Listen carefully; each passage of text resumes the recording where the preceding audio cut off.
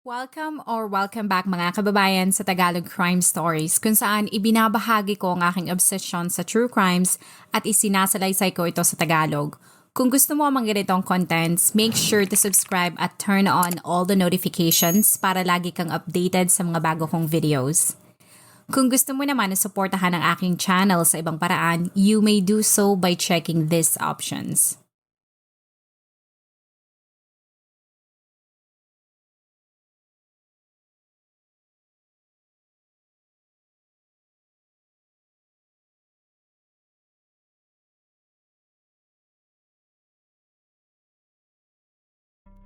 Maginhawa, maayos at masaganang buhay. Tulad ng karamihan ng mga magulang, ganyan na ganyan ang pangarap ng mag-asawang balisteros para sa kanilang 4 na mga anak. Ayon sa ulat, ang mga ito ay mula sa bayan ng Arayat na matatagpuan sa probinsya ng Pampanga.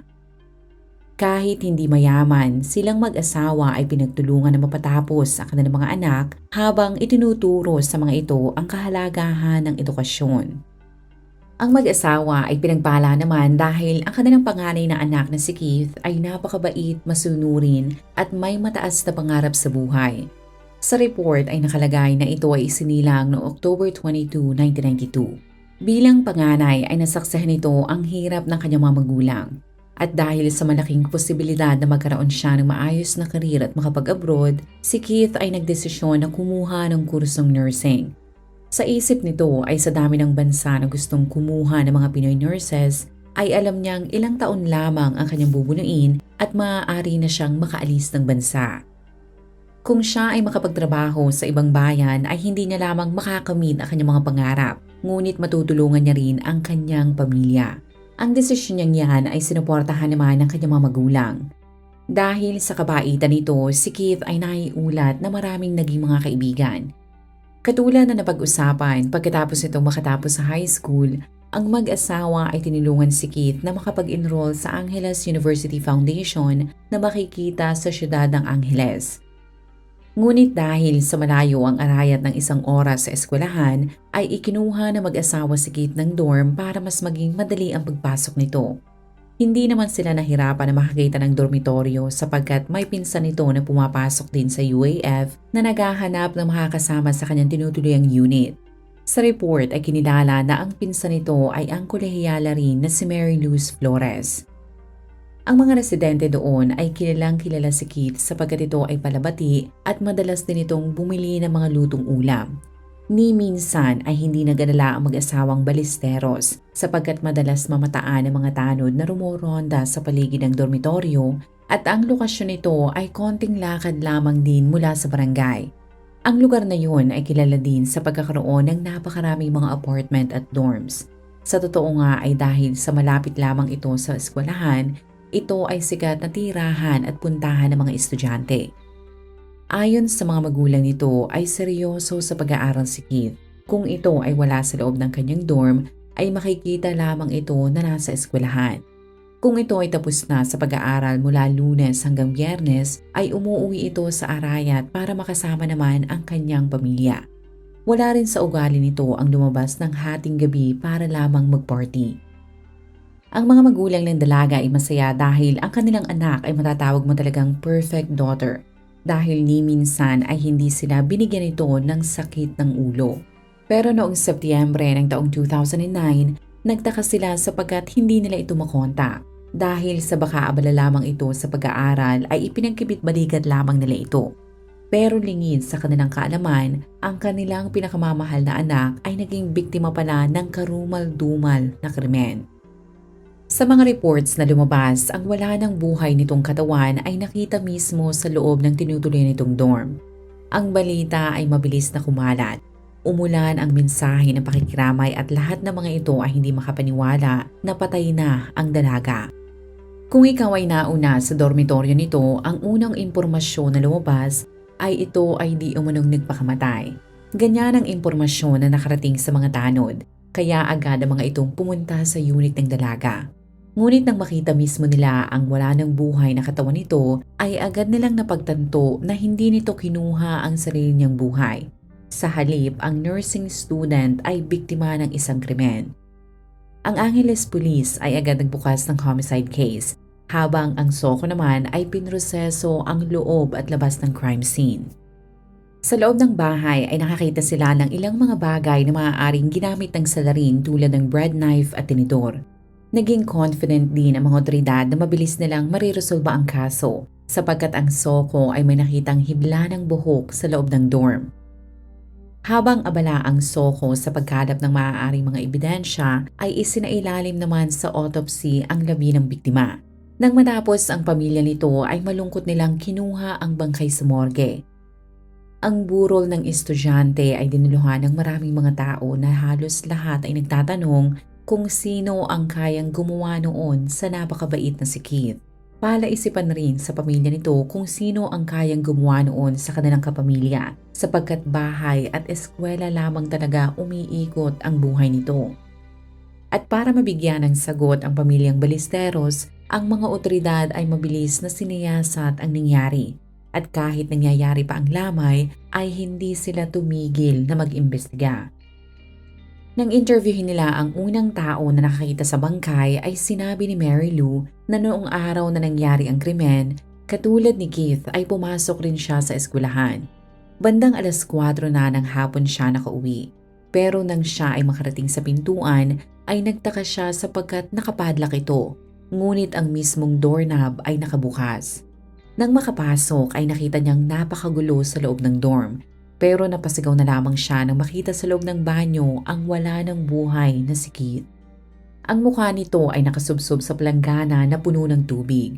Bagamat natataranta, si Mary Lou ay mabilis na lumabas para humingi ng tulong. Ang mga otoridad ay agad naghinala na baka pagnanakaw ang motibo sa krimen.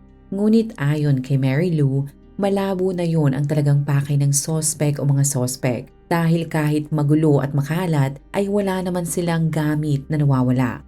Napansin naman ng mga otoridad na baka kakilala ng biktima ang salarin dahil wala silang nakitang forced entry. Si Mary Lou ay kaagad sinabi sa mga investigador na baka ang lalaking anak na kanilang landlady ang may kinalaman sa krimen sapagkat kakaiba ang ikinilos nito. Sinabi nito na noong lumabas siya sa kanilang dorm para humingi ng tulong ay hindi man lamang ito nataranta. Nang dumating sila sa unit ay hindi man lamang niya ito nakitaan ng anumang emosyon. Kaya agad inisip ni Mary Lou na maaaring may kinalaman ito sa nangyari.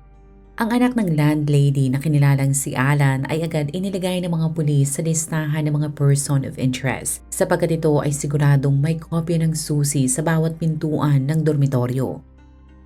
Si Alan ay inimbitahan ng mga pulis pero katulad ng inaasahan ay itinanggi nito na may kinalaman siya sa nangyari. Ayon dito ay mula 11:00 ng umaga hanggang 4:00 ng hapon ay nasa computer shop siya na malapit lamang din sa dorm. Nang humingi ng tulong sa kanya ang pinsan ng biktima ay siya ang nagtawag ng mga tanod. Ipinaliwanag nito na takot siyang lapitan ang patay na si Keith sa loob ng banyo sapagkat yun ang kauna-unahang beses na siya ay nakakita ng patay. Ngunit para kay Alan ay normal lamang ang kanyang reaksyon. Ang alibay nito ay napatunayang totoo nga dahil ang ilan sa mga kalaro nito ay tumestigo na kasama nga nila si Alan mula 11:00 ng umaga hanggang ito ay tinawag ni Mary Lou noong 4:00 ng hapon. Ngunit para makasigurado na hindi lamang nagsasabuatan ng mga ito ay kinuhanan nila ng hibla ng buhok si Alan at ikinumpara ito sa buhok na nakita sa crime scene. Pero pagkatapos makita ang resulta ay nakahinga ng maluwag ang mga kamag-anak nito. Dahil napatunayan na hindi nga nag-match ang hibla ng buhok ni Alan sa nakitang ebidensya. Dahil sa back to zero na naman ang kanilang investigasyon, ang mga otoridad ay sinilip naman ang personal na buhay ng biktima sa pagbabaka sakali na merong taong may personal na galit dito. Pinagtuunan nila ng pansin ang detalyeng yan sapagkat ayon sa medical examiner, ang biktima ay nagtamo ng napakaraming saksak. Ngunit ang mga sugat ay hindi ganun kalaliman. Nagtaka ang eksperto sapagkat ang mga sugat ay mababaw at sa paligid ng mga tama ay napansin nito na hindi ganun katalas ang ginamit para saksakin si Keith. Ang detaling yan ay sinang-ayunan naman ng mga ebidensyang nakalap dahil sa loob ng unit ni Keith ay nakakita ang mga otoridad ng bread knife at tinidor na puno ng dugo. Ibig sabihin ay yun pala ang mga ginamit ng suspect para saksakin ang biktima. Ngunit nilinaw ng eksperto na kahit gaano pa kadami ang sugat na natamo nito ay ang paglublob dito sa tubig na nasa planggana ang dahilan kung bakit ito nalunod. Ang pamilya, kaibigan pati mga klase nito ay isa-isang inimbitahan ng mga otoridad. Pero kahit sinunda ng mga ito ang bawat clue na ibinigay sa kanila ay hindi naman umusad ang kaso. Nang masiyasat nila ang personal nitong buhay ay nalaman ng publiko na si Keith ay meron palang nobyo. Ito ay kinilalang si Michael Singson na isa ring nursing student. Ang binata ay inimbitahan din ng mga pulis sapagkat isa rin ito sa mga itinuturing nilang person of interest dahil ang tinitingnan ng mga otoridad na baka ang nangyari ay yung tinatawag na crime of passion. Ipinaliwanag ni Singson na mahal niya ang dalaga kaya hindi niya magagawa na patayin ito. Mabilis naman siyang tinanggal sa mga POI dahil napatunayan na solid ang alibay nito. Sa police report ay nakalagay na maraming mga tao ang nagpatunay na kahit magkasama ang biktima at si Singson sa Pampanga isang araw bago mangyari ang krimen, si Singson ay wala o hindi ito malapit sa apartment ni Keith dahil ito ay nasa Maynila na. Dahil dyan ay back to zero na naman ang mga otoridad sa paghahanap sa salarin at hindi rin nakatulong sa kaso ang kawalan ng security footage o security cameras ng dormitoryo. Kahit dismayado, ang pamilyang Ballesteros ay hindi naman sumuko. Sa halip ay ginamit nila ang internet at gumawa sila ng social media page kung saan ay nanawagan sila ng tulong mula sa ibang mga tao para malutas ang kaso. Kung ang ilan ay pinanghihinaan na ng loob at nagsasabi na malabo nang makita ang salarin, ang mga otoridad naman ay sinabi na meron na silang lead. Ang breakthrough na matagal na nilang hinihintay ay nagmula sa isang lalaki na kinilalang si Edward Makatangay. Ang binata ay naiulat na dumulog sa presinto. Doon ay inamin nito na siya ay di umanong may kinalaman sa krimen. Pero nilinaw niya na hindi siya ang pumatay sa biktima. Sa halip ay isa lamang siyang lookout. Sa police report ay nakalagay na umamin si Makatangay dahil sa ito ay di umano'y hindi pinapatulog ng kanyang konsensya.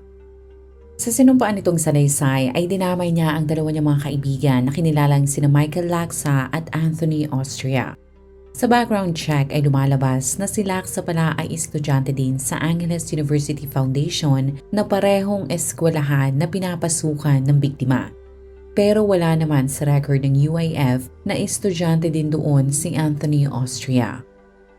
Ayon kay Makatangay, noong September 3 habang sila ay nasa labas ng McDonald, napansin niya na galit si Austria habang ito ay may kausap sa cellphone. Nang matapos ang tawag ay bigla na lamang itong nagiya na pumunta sa barangay sa Lapungan. Tinanong niya ang isa pa nilang kasamahan na si Laksa pero ang dalawa ay di umano'y nag-usap na naman ng Kapampangan kaya wala talaga siyang maintindihan. Sinabi ni Makatangay na sumakay siya sa motorsiklo ni Laksa ngunit bago isuot ni Austria ang helmet ay napansin niya na pulang-pula ang mukha nito sa sobrang galit. Nang makarating sa unit, si Keith pa di umano ang nagbukas ng pintuan para makapasok sina Austria at Laksa. Pagkalipas ng ilang minuto ay nakita niya ang mga ito na humahangos papalabas. Nang silipin niya kung ano ang nangyari mula sa pintuan, ay doon na niya nakita sa banyo na patay na si Keith. Nang mapagtanto niya ang ginawa ng dalawa ay di umano'y napatakbo siya at sumakay na rin sa motorsiklo. Ilang araw pagkatapos ng krimen ay di umano'y nakatanggap siya ng text mula kay Laksa na puno ng pagbabanta tulad ng kapag siya ay nagsalita ay hindi lamang siya magkakaroon ng maraming mga kalaban pero papatayin din siya di umano ng mga ito. Lakas loob na sinabi ni Makatangay na kaya niyang patunayan ang kanyang mga sinabi sapagkat marami siya di umanong mga na-save na text messages ni Anthony na magpapatunay na ang dalawa nga ang pumatay kay Keith. Ang mga tao na nakakita ng report tungkol sa paglantad ni Makatangay ay kumbinsido na malapit na nilang makamtan ang hustisya. Ngunit para naman sa mga otoridad ay tila may butas sa mga sinabi nito. Kung matatandaan mo ay sinabi ni Makatangay na pagkasilip niya sa pintuan ay nakita niyang patay na si Keith sa banyo. Pero imposible ang sinasabi niyang yan. Gamit ang illustration na ito ay makikita mo ang lokasyon ng front door ng dormitoryo ng biktima at sa bahaging ito naman ay makikita mo ang banyo. Pero sa gitnang bahagi na ito ay mapapansin mo na may pader. Kaya kung ikaw ay papasok sa unit ng biktima, bago mo marating o makita ang banyo, ay kailangan mong kumanan sapagkat hindi kita ang banyo kung titigil ka lamang sa pintuan. Sa madaling salita, imposible ang sinabi ni Makatangay na pagkasilip niya ay makikita niya agad ang banyo. Dahil sa duda sa statement na ibinigay nito, ang mga otoridad ay inimbitahan muli ito sa presinto. Ngunit kahit ilang beses nila itong padalhan ng sabina ay hindi ito dumadating, hanggang malaman na lamang nila na ito ay nakapagtago na rin pala. Kahit dismayado sa nangyari, ang pamilyang Ballesteros ay ipinagpatuloy pa rin ang pagpo-post sa social media ng detalye tungkol kay Makatangay sapagkat itinuring na rin itong suspect ng mga otoridad. Kinumpirma ng mga pulis na si Makatangay kasama ang dalawa pang hinihinalang mga salarin ay sabay-sabay nilang sinampahan ng kasong murder. Para sa mga otoridad, maaaring ang motibo sa pagpatay ay dahil sa love triangle. Sinabi nila na ang biktima ay baka pinagsabay sina Austria at ang nobyo nito na si Singson. Nang malaman ng suspect na may iba pa pala itong boyfriend bukod sa kanya, ay doon na ito nagalit. Kasama sina Makatangay at Austria ay pumunta ito sa dorm ni Keith. Doon ay nag-away ang dalawa hanggang umabot na ito sa punto na sinaksak na ng salarin ang biktima gamit ang kutsilyo at bread knife. Pero dahil sa tindi ng galit ni Austria ay sinubsob pa nito hanggang malunod si Keith sa batya ng puno ng tubig na naging dahilan kung bakit ito binawian ng buhay.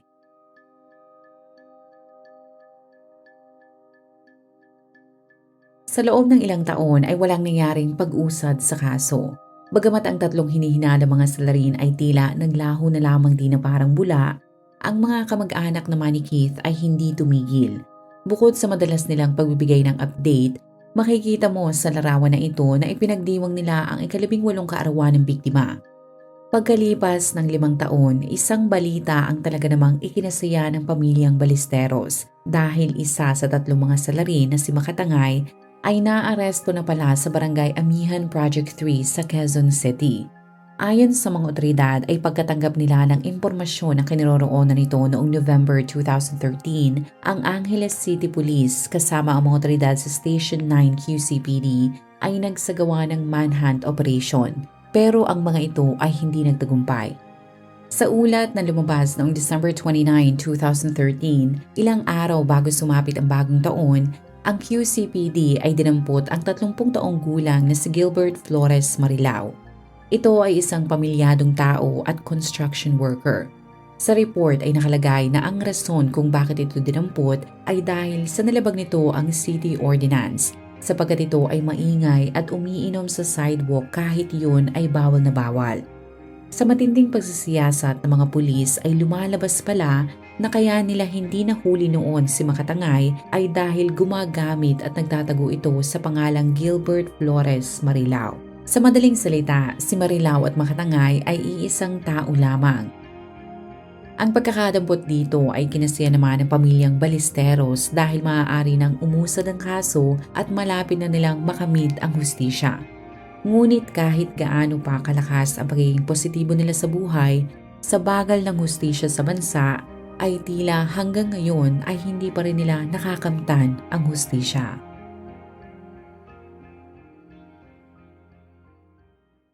Kung ikaw ay nakinig hanggang sa dulo ng video na ito, maraming salamat sa panonood sa episode na ito. Please consider leaving a comment or i-like ang video na ito. At kung may kaso ka na gusto mong i-cover ko, please let me know. Magandang araw sa'yo, kabayan.